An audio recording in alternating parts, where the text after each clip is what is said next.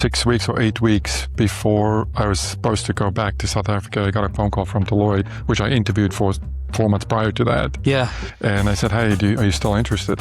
I said, yeah, I'll start tomorrow. So they said, okay, yeah, we start in 2 weeks. Sometimes, you're not going to have all the information when you have to make decisions. For sure. Especially in a role, when you become in a leadership role, you're going to have 80% of the information, 70% of the information, but you don't have time anymore. Right. And you're going to have to take risk. And you have to be okay with that. Yeah. Because a lot of those decisions could result in, severe consequences in the place you work for or, your own career. Somebody's going to make those decisions. Welcome to HTB, or How to Become, the podcast where careers start with a conversation. Each episode, we sit down with someone actually doing the job you're curious about, from trades to tech, healthcare to hands-on skilled work. You'll hear how they got started, what the day-to-day really looks like, what they earn, and what they wish they'd known before they began. Whether you're a student, a parent, or someone thinking about a career change, these real stories are here to help you figure out your next step. Let's jump into today's conversation and learn how to become, well, anything. This episode is brought to you by Libra Coffee, roasted right here in Oceanside, California, and delivered straight to your door. If you're still grabbing whatever bag is on sale at the grocery store, it's time to upgrade your morning. Libra specializes in organic, whole bean coffees from places like Colombia, Guatemala, Ethiopia, Mexico, and more, all roasted in small batches so you actually taste where the coffee came from instead of just generic dark roast.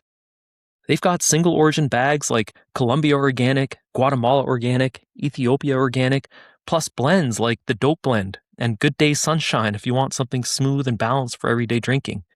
And if you love coffee but not the jitters, they even have a Swiss water decaf option so you can sip all day or at night and still sleep. You can grab a one-time bag to try it out or set up a subscription every week, every other week, or even every month so you never wake up to an empty coffee jar again. Check them out at libracoffee.com. That's LIBRA coffee.com and level up your morning cup. Welcome to the show. I'm your host, Bernard Peters. Today, we're unpacking the career of a chief executive officer, the person ultimately responsible for setting the company's direction, making the biggest calls on strategy and people, and answering to the board when things go right or wrong. In the US, CEO pay ranges wildly, but even outside the Fortune 500, many chief executives earn low to mid six-figure salaries, while CEOs of large public companies often make total compensation packages in the millions once you add bonus and equity. Getting there is usually a 20 to 30-year journey. Most CEOs spend decades building experience, often moving through roles like consultant, product or business unit leader, CFO, or COO, and they're typically appointed to the top job around age 50 to 55. Studies show that a majority of big company CEOs are promoted from within, and that their average tenure in the role is about 6 years, which means the window at the top is relatively short compared to the time it takes to get there. If you're drawn to high-stakes decisions, building teams, and owning the final outcome, this episode will walk you through how to become a CEO. So Lawrence, when you started your career, did you imagine was your goal to become a CEO one day, or did this path become clear to you a little bit later on? Did the inspiration come later on? Yeah, definitely not was part of the career plan. Yeah. I didn't have that as a ultimate goal. It was put before me, and if I had thought about it, I would have gone for it. But I don't really think as I started my career, that was where I thought I would end up, especially not as quick as I did either.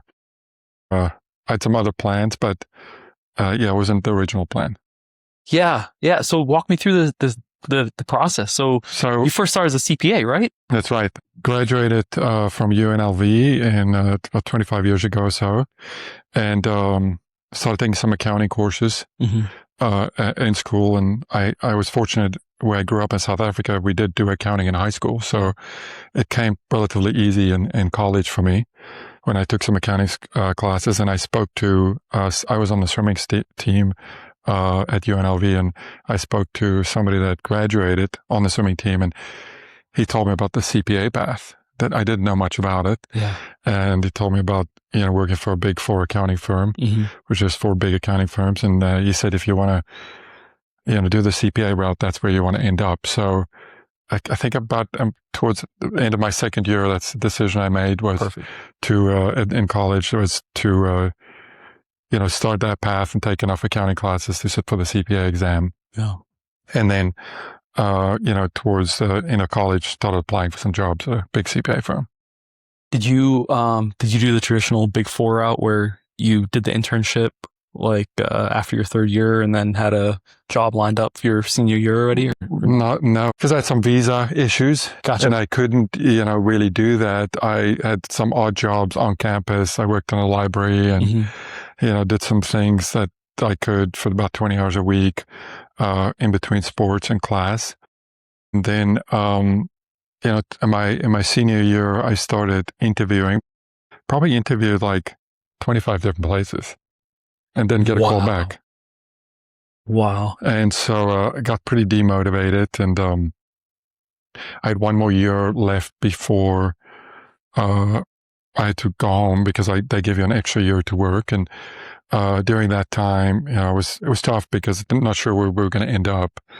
I was probably getting ready to pack my bags 2 months out from packing my bags and going back to South Africa. Prayed a lot about it, and talked to my girlfriend a lot about it. There's my wife now at the time, and then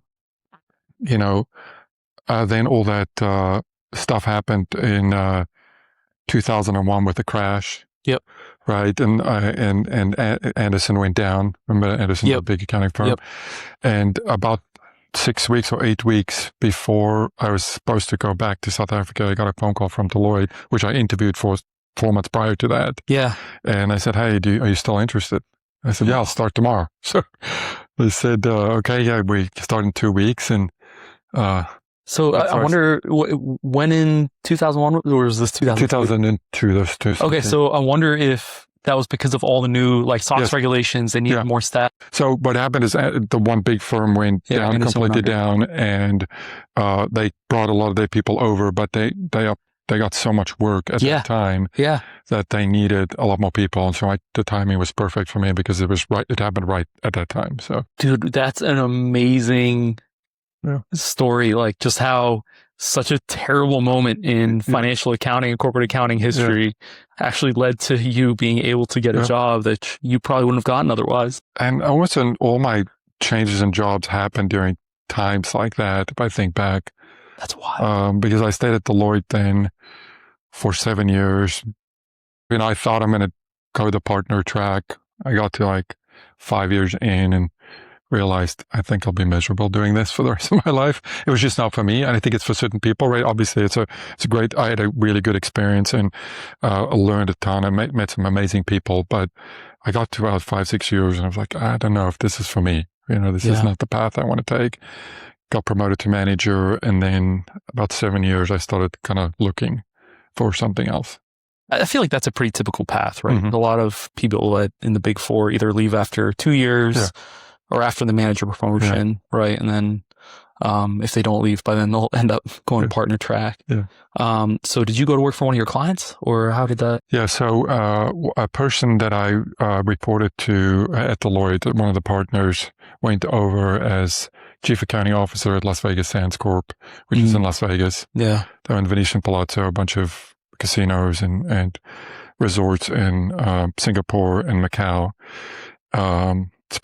It was the biggest gaming company in the world at that time. Yeah. And he would call me. He left about 2 years before I left, and he would call me after that busy time every year and say, "You ready to leave yet?"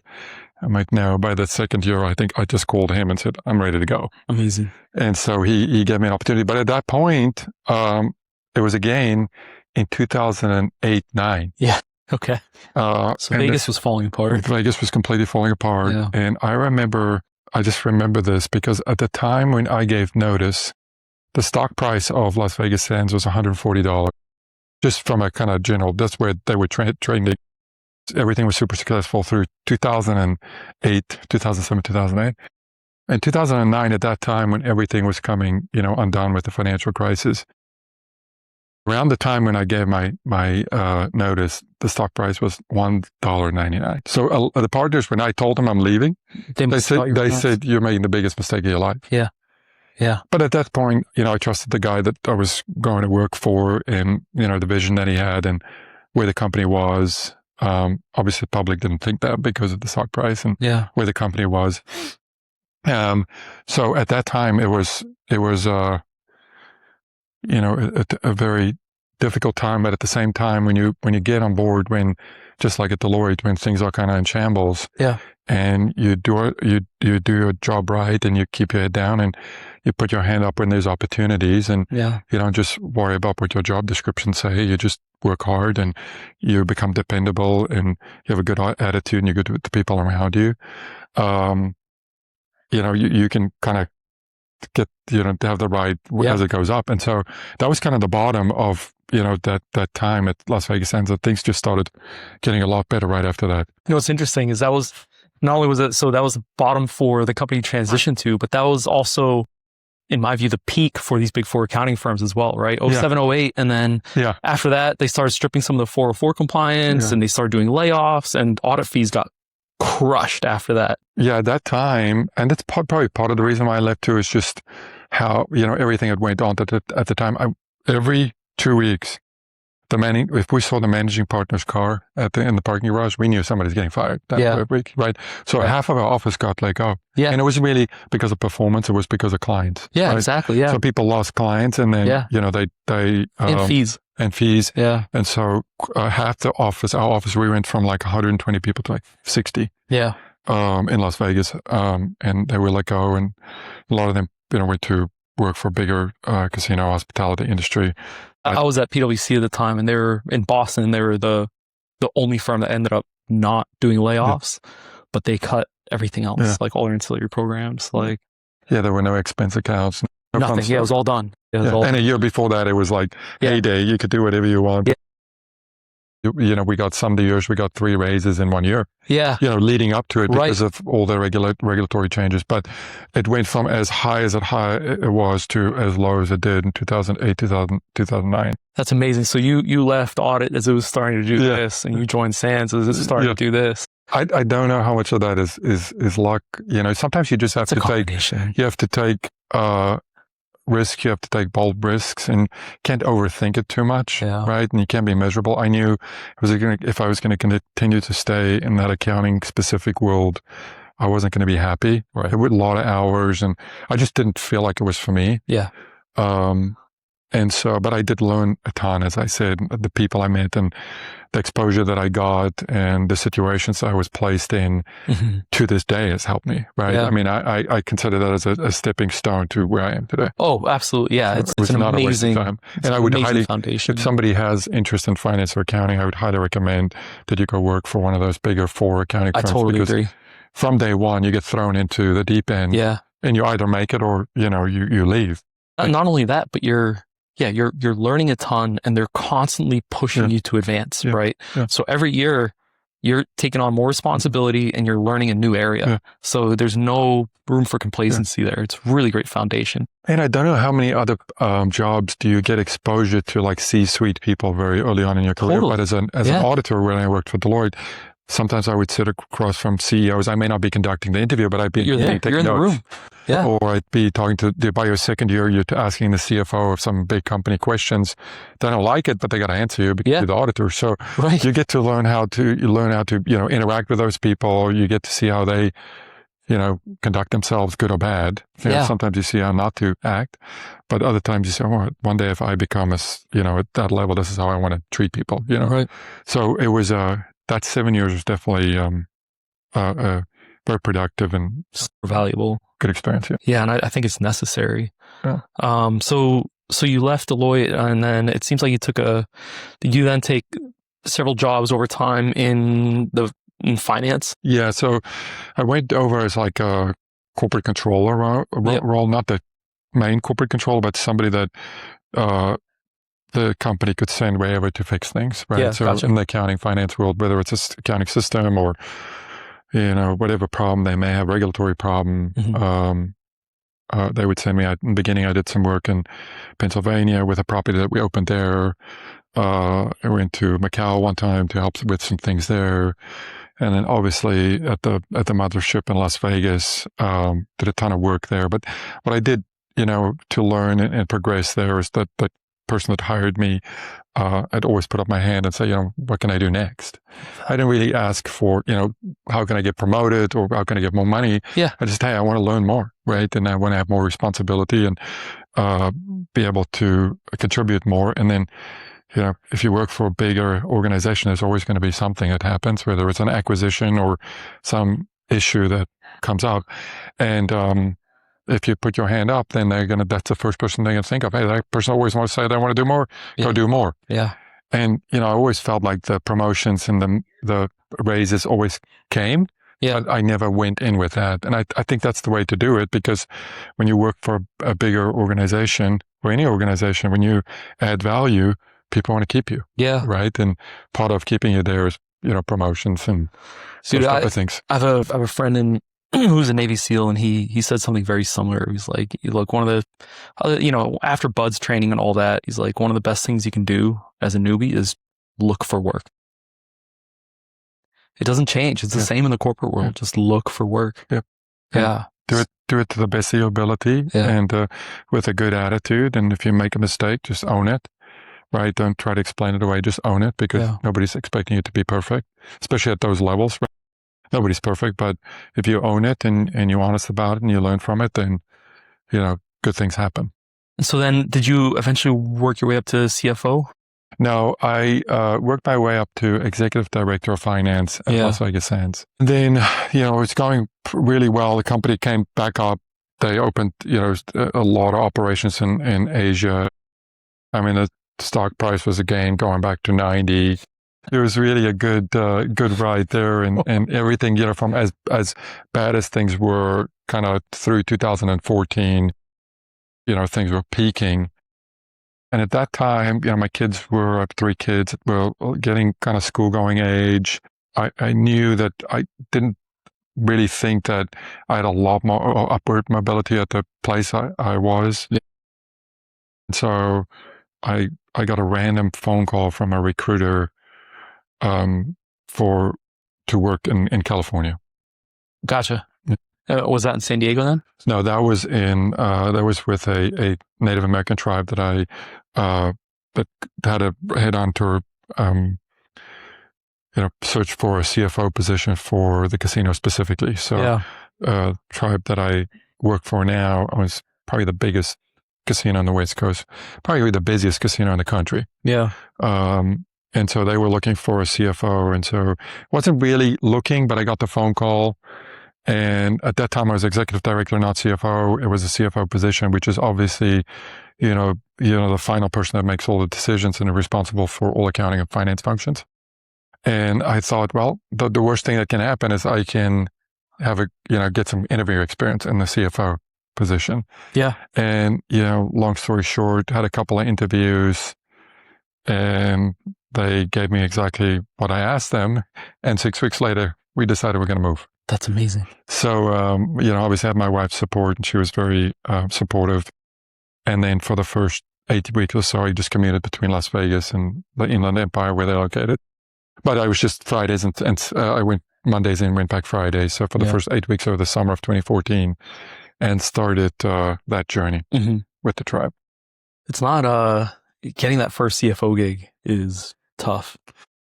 Yeah, it's definitely a shift, because before that, you've always had 1 or 2 people that could sign off on things or make final decisions. But once you in that role, you no longer have people that you can look to for, that's going to sign off or support you. Yeah. People come to you with those decisions, right? So you got to make the final decisions on a lot of things. So, but I mean, if you have really good people that you work for and really good leadership, which I do to this day have it with the tribe, tribal leaders, it's possible. But yeah, it's definitely a different mind shift to be solely responsible for significant decisions.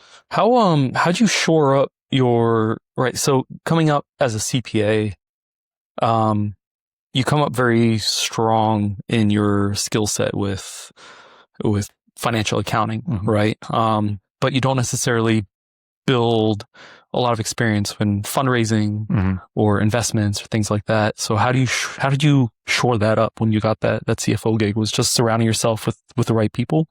Yeah, I think that's one. I think operationally, understanding operations, because that becomes critical when you go from being an accounting person to a finance person, right? And especially leading a finance function. I think, for me, what worked best is I try to put myself in other people's shoes operationally, whether it's marketing, whether it's food and beverage, whether it's, whatever function it is that report to you, that you have to work for. Not look at it from a finance or an accounting perspective, but look at it from an operational perspective. Yeah. Spending time with them within their departments, talking to them, understanding the problem from their perspective, it really helps you for sure solve issues so much better. So, number one is really, spending time with people, building relationships, building trust.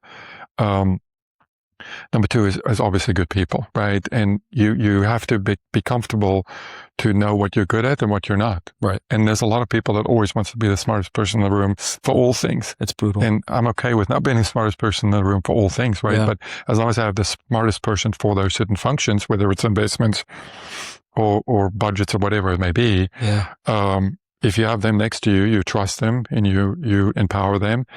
And, then there'll be some certain decisions that you have to make it as part of that. But having good people and trusting them is very important. What were like the big changes or the big shocks or adjustments that you had to make going from a public casino to a tribe? Tribe works very different. Each tribe is a sovereign nation, so they have a tribal government, and they have elected officials that represent the tribe. And so you have to work very, very closely with those elected officials to understand what their priorities are, what their community's priorities are, and then execute upon them. And where in a normal public company, it's really just about shareholders and creating wealth and making profits. With the tribal government, even though they have, tribe that I work for, have significant businesses on and off the reservation. That's part of it. Yeah. So it's more of a tribal government, and understanding that here's the things that the tribe want, which may be somewhat inconsistent from what a commercial entity wants. Right. And tribes also think about things in a different way, much longer term planning. So we have a lot more 7-year plans and 20-year plans, where, as you know, with corporations, it's really a quarterly. Really? Yeah. And if you don't get the stock price up or beat the estimates, then stock tanks. And often you do that at the expense of longer term planning. Yeah. Where with tribes, we spend a lot of time figuring out what the long term plan is, and then we're executing upon that, year in and year out. I love that. Yeah. So when did becoming a CEO become a reality for you? So again, when things were as bad as it can. So in 2020, March of 2020, I was the CFO. So I was the CFO of the casino for from 2014 to 2018. And from 2018, I got promoted to the CFO of the enterprise, which consists of the tribal government, the casino, and then all operations that we have off the reservations too. So we have a few things, hotels off the reservation. Yeah. And so it was a different position, but I got to see kind of big picture and be responsible for a lot more reporting to the tribe on that. And so that was 2018, mid of 2018. And then there was a CEO in place, and we kind of started working on, long-term planning and putting a lot of things in place. And then COVID hit in 2020, March of 2020.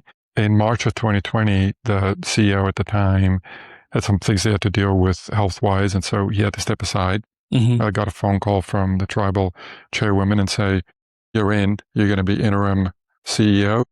And a week after that, we shut down the casino.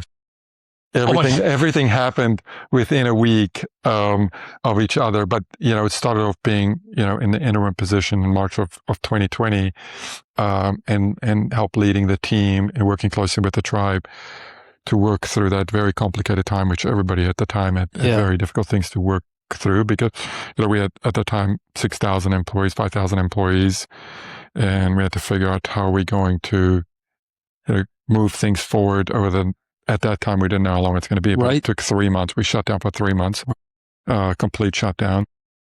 And so we had to work through that time, like many other people had to, keeping afloat for 3 months through into June or July. So not only were you facing one of this organization's biggest crises, but you were doing it as a first timer and in an interim position. Lawrence, how'd you get through that? It was tough. And at the time we had the most significant construction project we've ever had on the reservation. And we were a third of the way through. So we built a 500-room, 450-room hotel tower with a spa and event center.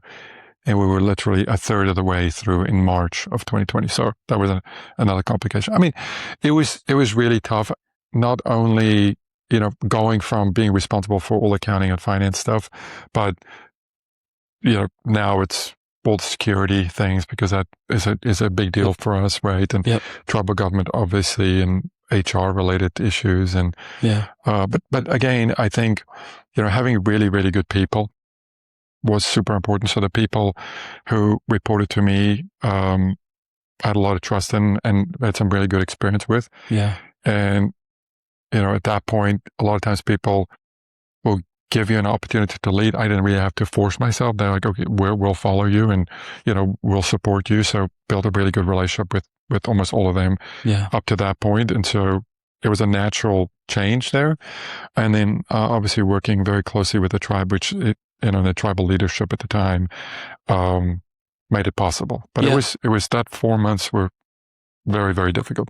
And were they looking for a replacement CEO at the time, or when it become like, hey, you're no longer interim, this is now a permanent position for you? Yeah, so about 3 or 4 months later, they went through a process. So they posted it and they went through a process.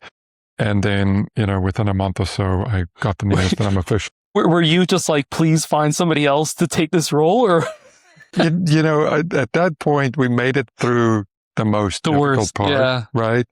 And I knew that if I could make it through that, I probably could make it through, a few more years. But talk about child life. Yeah, it was. It definitely was a difficult time. But so a little bit later in that year, probably August, September of that year, is when I officially got the role, as CEO.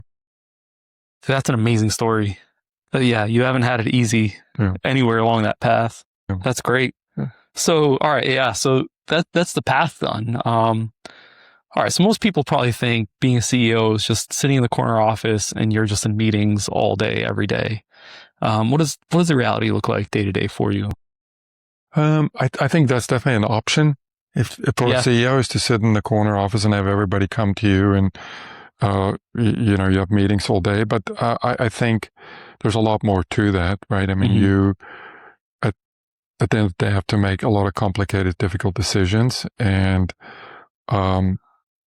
you don't have to sit in your office all day. I think spending a lot of time with people is very important, right? Obviously, for me, in my role, spending a lot of time with the tribe and understanding what their vision is and where they want to go and what issues they've spotted that we need to resolve. So that's a very important part of my role. So spending time with them, whether it is government operations or whether it's their investment vision and where they want to go from an investment standpoint, but that's all kind of long-term planning. Yeah. And that's very strategic. And we spend a lot of time doing that. So, as CEO, a big part of your role is strategy and understanding, where are we going? What are we doing? And how are we doing that? And then communicating that to everybody else.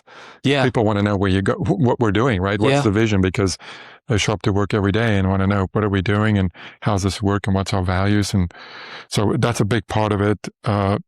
Second part is spending time with the people that report directly to me, understanding their worlds, looking at it from their perspective. That's super important. And then, third is spending time out and about, outside of my office with, we've got, in 2022, we bought a property in Las Vegas. So I spent some time in there, go to visit that property, We've got a few other hotels that we bought, so spending time with those hotels and with the people that run them is important. Spending time with people is super important. I feel like one of the more difficult parts is something you alluded to, which is communicating that vision to the employees, right, to the rest of the staff. How do you get everybody to row in the same direction and believe in that vision? Because it's like I've seen it before, right, where and I've lived through it, where a CEO is trying to be inspiring, trying to get the vision, but not everybody necessarily agrees with it. Yeah. And then people either do their own thing, or they're not attacking the problem. They're not attacking that vision with the same rigor as somebody who's truly believing in it. Yeah. How do you do that? I think for me, it's really understanding, number one, where our tribal leadership wants to go and what their vision is. Yeah. And getting comfortable that we're aligned, right, Yeah. in what they want to do. Number two, then spending a lot of time with the people that I know are the leaders within the enterprise that's going to make a difference. A lot of people that report to me in the C-suite, arena. So spending time with them, understanding, giving them the why on what we're doing and how we're going to do it, right? Mm-hmm. Having a lot of strategic sessions with them to talk about that vision and the path that we're going to take. Yeah. And then, from there, we going to go to our directors and our vice presidents within the enterprise and spend time with them and talk to them about the vision and give them good insight on why we're doing things and how we're going to do it. And then, twice a year we have an old hands team meeting where we'll have 3,000-4,000 people that we'll communicate that vision to too. So we'll have 3 sessions where we'll, in the morning and at lunchtime and late at night, we'll communicate that vision to them. So and we do that. That's our routine every year. So there's a routine that we have on when we work on strategy and how the budget goes, flows into it, and then how we communicate it. Yeah. So, you're working for a tribe, which is quite unique. So who are your stakeholders? Like who's your boss / customer that you have to work with and appease, I guess, for lack of a better term? So, is there a board of directors? Yeah, so it's called a tribal council. So they consist of 7 tribal members that's elected by the Native American tribe, right? And they get elected every 4 years in different positions. So there's a tribal chair and a vice chair and a treasurer, and their community elect them, and then they represent their community, right? And so my boss ultimately is that tribal council, that board of 7 individuals, and I spend time with them on a weekly basis. Officially, like once a month, I'll do presentations for them, and then I'll have interaction with them on a weekly basis. What's cool is they're elected officials too, right? So they're beholden to the tribal members. So for sure, and their family comes to a monthly meeting where we'll talk directly to them. So I'll present to them financials or vision or strategy, and with the tribal council, and they'll be in the room too. So on a monthly basis, there's a realignment on how. That's such a unique environment. I don't think you can get that anywhere else. No. Right, where you're working directly for the people that are voting for the board, essentially, right? It's just a different environment than saying, okay, we're obviously we have to do this for the shareholders, for the stakeholders, but it's different in the corporate world. Yeah, and you get to know each. I've been there now going on 12 years, so I get to know them very well. I get to know their family members really well. I get to know their kids well, and so when there's very big decisions to make, who it's going to impact. Yeah. And so when you have to make a significant investment in some property, like we did in Las Vegas, right, hundreds of millions of dollars, or in Southern California, that's a commitment for 10 or 20 years. Yeah.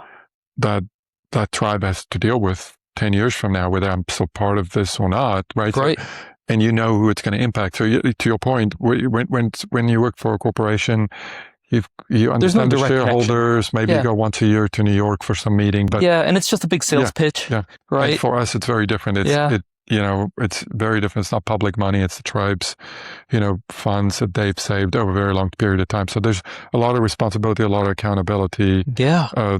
That's been given as part of And they're not like a shareholder that's just like, you know what, I'm going to sell this stock and I'm out. Yeah. I no longer have a vested interest in this. Yeah. These are people's futures. Yeah. That's fascinating. That's I feel like that's got to bring a whole new meaning to your job, but also bring a very rewarding aspect to it as well.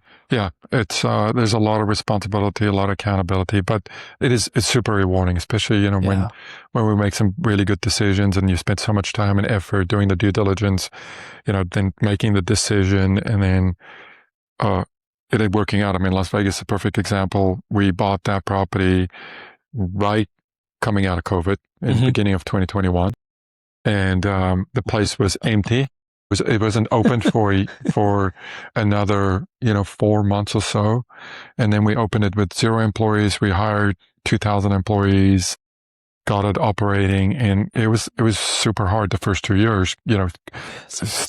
Basically starting a building back up that was closed for 2 years. Yeah, hiring the people, and then putting the plan in place to be able to open it up, and then. Which casino is that now? It's the Palms in Las Vegas. All right, everybody go to the Palms. Go support. That's amazing. And today I just went there this week, and the team does an amazing job over there, and it's busy. And I remember walking through the building being the only person. Yeah. And there'd be nobody in it because it was shut down.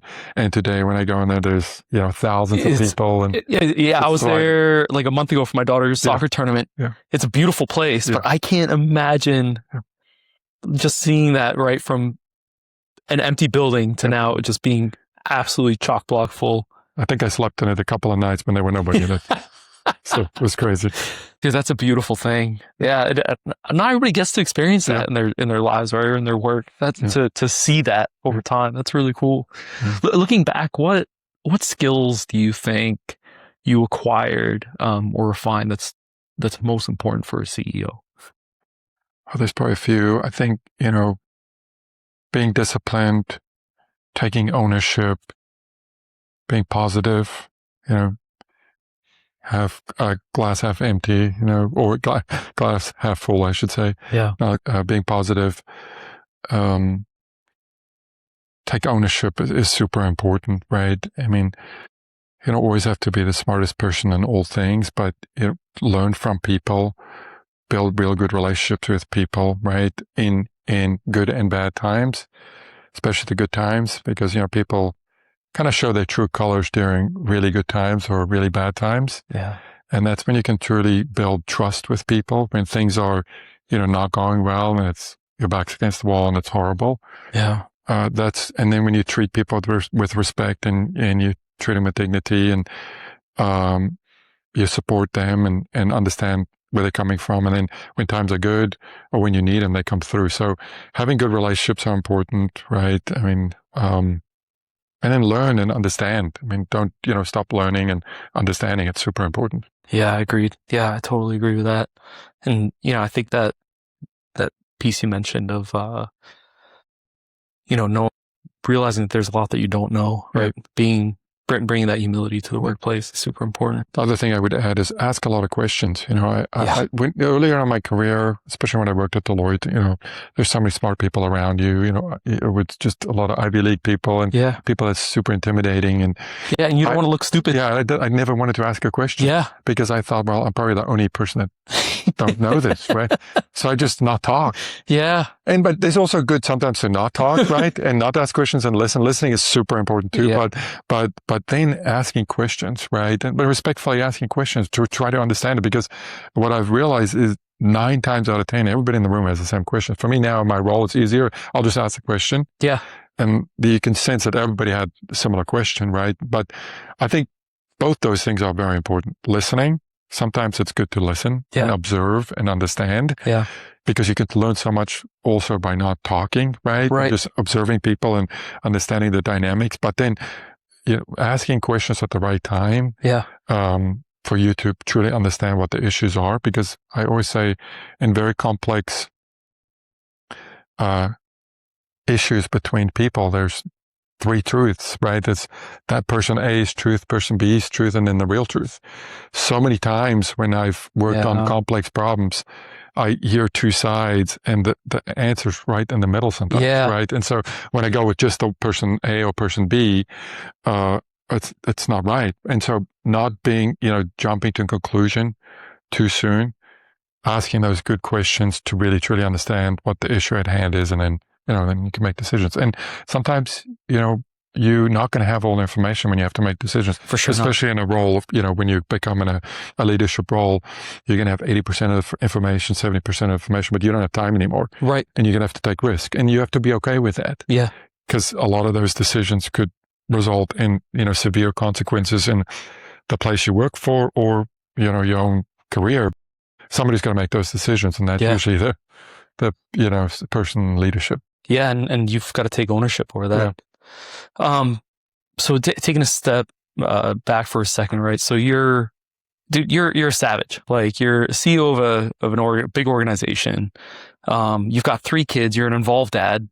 You're in great shape. You train jiu-jitsu, regularly.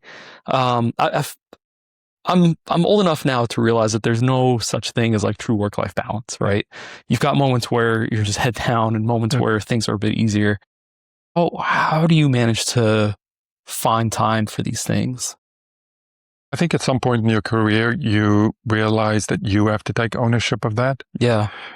I mean, I think when you're younger, and maybe you start off with, you feel like maybe it's your boss's responsibility to give you work-life balance, or the big organization you work for. Yeah. Because I always talk about work-life balance, and so that's their responsibility. But I think you get to some point in your career where you have to take accountability yourself. Yeah. And so, creating good boundaries for yourself, and what you're willing to do. And I think you get to a certain part of your point in your career where you can. Maybe when you're younger and you start off, you don't have the ability to do that. Yeah. And that's fine, and you got to work through it. But then you also get to some point where you can say, hey, look, I can say I'm not going to go to work on these days before 9 because I'm working out, right? Yeah. Or I'm not going to go to that function at work because my kids got some award ceremony, right? Yeah. And I want to be there for them.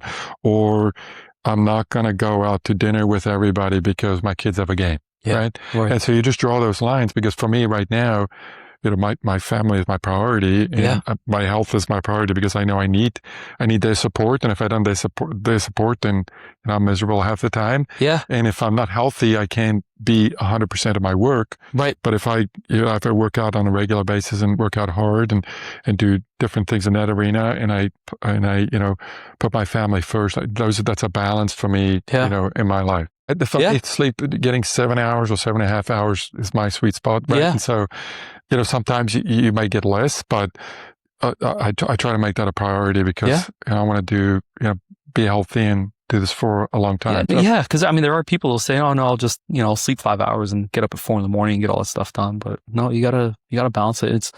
It's funny. I interviewed Kaheen. He's a chef at an amazing restaurant, and he said everything at work starts with his discipline and routine at home. You know, and it carries through to work, and it shows, and then that carries through to his employees as well, right? The people around him, they see he's not a mess, and he's disciplined, and that inspires them too. You got to keep that discipline. You don't feel like it many times. Right? Yeah. A lot of times I don't feel like coming into jiu-jitsu, but there's nothing more, there's nothing more, better to clear your mind than, spend an hour. I'm not going to check my phone when I'm rolling with somebody and they're going to tap me out. But you're certainly not thinking about anything else either, right? Not, it's as close to meditation as you can get. Because it's just, it's like you clear your mind. I can have the worst week, and I come here and, spend an hour rolling, and, I walk out of here like a new person. So, dude, and the days you don't want to go, I've never gone and regretted it ever. Even with injuries, I've never regretted going that day. There's 2 kind of final questions. I think I like to ask everybody what the best part of their job is. I feel like for you, it's there's so much reward in it. But go ahead. What's your favorite part about the job? I get to make a big positive difference in many people's lives. Yeah, which is awesome, right? I get to, because of decisions I can make and the influence I have, I can either make it super negative for people, or make it super positive, and that's a huge reward for me. Is if I think about interacting with people that work for me, or the people that I work for, and making a positive and lasting impact, short and long term, in their lives.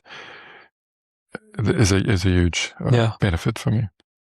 And then if you were to have a conversation with 17-year-old Lawrence, what advice would you have for him? What would you tell him? That's a good question. Because I think having patience, keep moving forward, keep working hard, enjoy the journey. Yeah. Right. It's you kind of, those first 10 years feel like forever, but then it does. Then 25 years go by and you're like 25. And so I think there's definitely an element of enjoying the journey too, because it does, you can one day wake up and you realize, wow, I'm at this part of my life now, right? And you have a different perspective when you go 25 years and you look up and you made a lot of progress, but sometimes like, did I really enjoy the journey, right? Yeah. Because it goes by quick. Yeah, it does. Enjoying it and appreciating it is super important too. Well, Lawrence, thanks, man. Bye, dankjewel. This was great. It seems like such a rewarding job, and it's cool to hear the perspective of working for an organization like a tribe instead of just being in the standard corporate world. Yeah, it's definitely a big blessing for me, and it was good talking to you. I don't sit down and think about the past much, but just this morning I was thinking for the first time, all 3 times in my career when I made a move, an expert would have said that's the dumbest move ever, right? For sure, yeah. But you have to kind of weigh the options that you have in front of you. And sometimes be bold and make a decision, have faith that things are going to work out in the right way. And if you do your part, it does. I think it's very fitting that you work in the casino space, because you made some really big bets that could have been very risky, and you ended up, it landed on black for you each time. That's pretty amazing. Good calculated risks. It's good to take.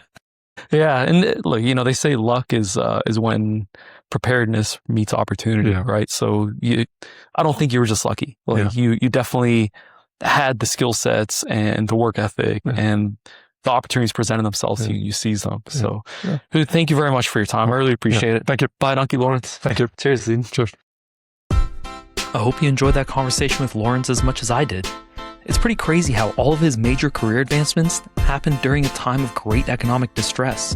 The fall of Arthur Andersen in 2002, the housing crisis leading to the Great Recession of 2008, and then the pandemic recession of 2020. Most people don't realize it, but a lot of incredibly successful businesses and careers are born out of the ashes of economic strain. Lawrence joined the Sands when the stock price tanked from $140 down to less than $2. Everyone thought that he was making the biggest mistake of his life. But like he said, you have to take some risks in your career and don't overthink it too much. I love how Lawrence advanced his career by always asking his boss, what can I do next?